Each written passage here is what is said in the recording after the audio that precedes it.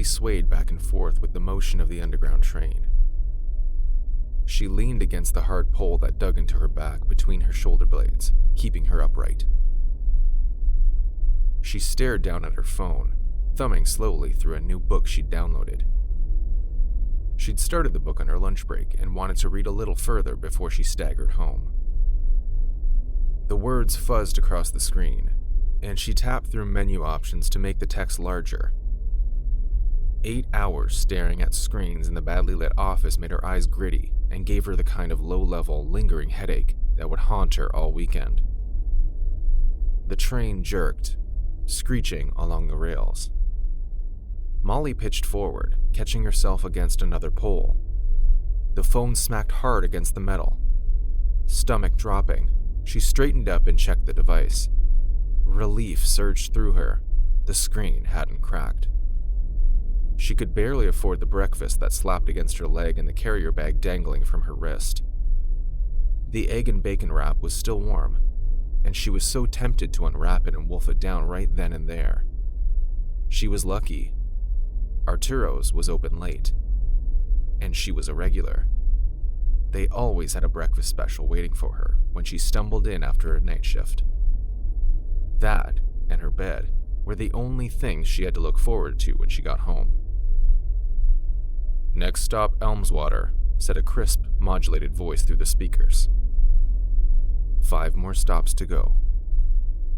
Molly looked down the length of the train. Not exactly a pretty sight. 2 long lines of empty blue seats. An abandoned bottle of booze someone had snuck past the barriers. A half-dozen discarded newspapers.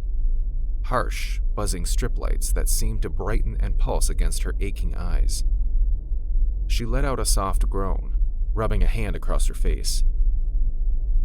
Between her fingers, she spotted something in the next carriage. Another passenger slouched on a seat. Some other random person out working late, she thought. She checked the time on the top right-hand corner of her phone screen. 4:37 a.m. Or some even unluckier bastard who had to get up at the crack of dawn to go to work. By the look of it, they were probably the only 2 on the train. A yawn made her eyes water.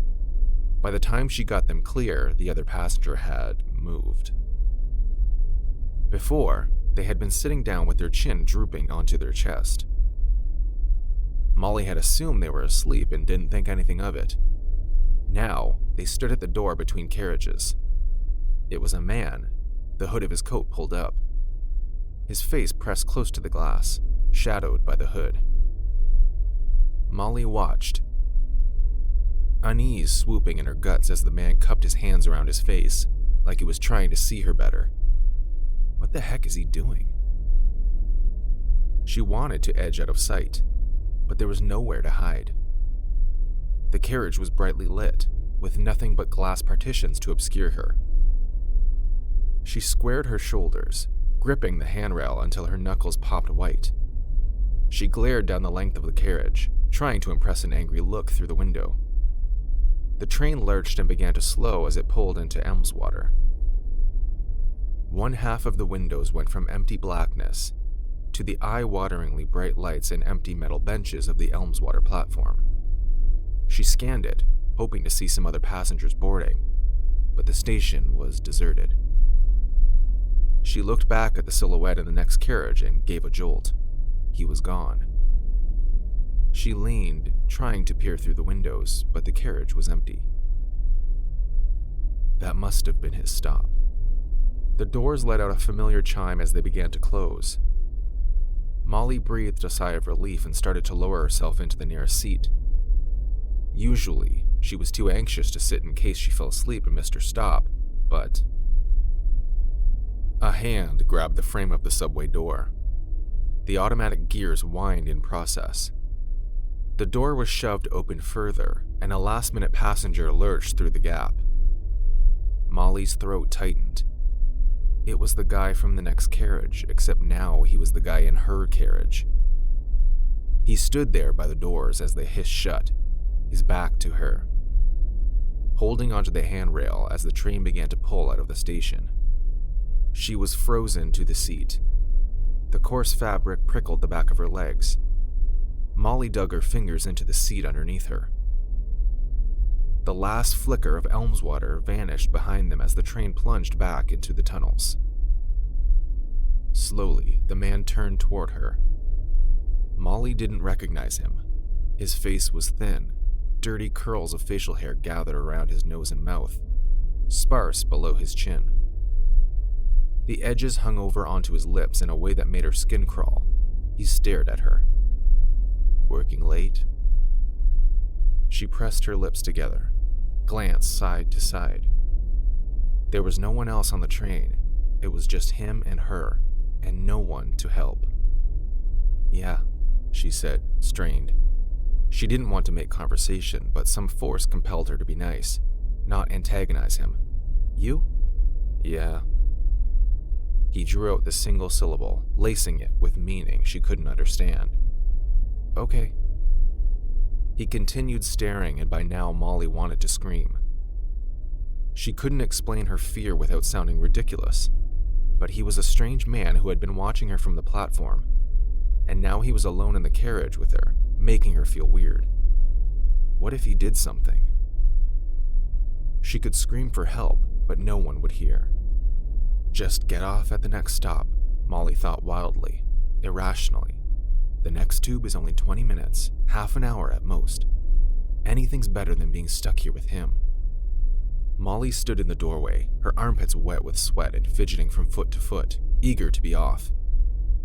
Forget waiting for the next train, she thought to herself. She'd just call an Uber. It might have been an expense she wouldn't normally consider, but she was making an exception right now. When she saw the man's figure looming up behind her in the window's reflection. His arm latched around Molly, and despite his thin, haggard appearance, the man was surprisingly strong. His breath was rancid against her cheek, and Molly let out a scream from the back of her throat that scraped it raw. But all it did was echo eerily in the space around them.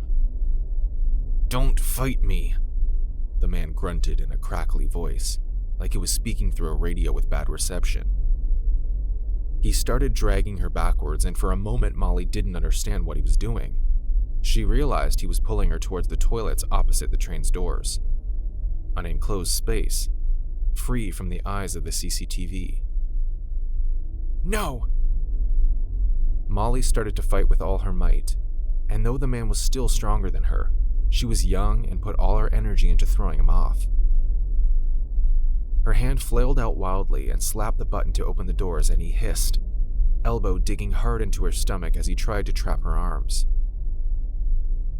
Molly didn't know how it happened, but the train doors whooshed open, and she guessed she'd pressed the emergency switch by mistake. As he stumbled back, her back hit the edge of the door, except it wasn't her back. It was the man's. And he didn't just hit it, he slammed into it. The force of it must have startled him, or perhaps the sharp end of metal jabbed him in just the right spot. Whatever the reason, when Molly lurched back and her hand slammed on the button, the man let go and fell back, out of the train entirely. Molly could only watch as the man plummeted into the darkness of the tracks, and his body bounced grotesquely as he hit something, a wire perhaps, and convulsed. She didn't even hear the screams over the roaring of the wind rushing past the open door, but she saw his face contorting in agony as 1,000 volts went spearing through his body. Eyes bulging out of his head, jaw open so wide it reminded her of a snake. And blinking above, capturing the entire thing and reflected in Molly's terrified, disbelieving eyes, was the CCTV camera, recording everything and judging it all. Witnessing the door open, the man fall, and die an agonizing death. And Molly, the one who had thrown him out, it watched and it saw, like the eye of God.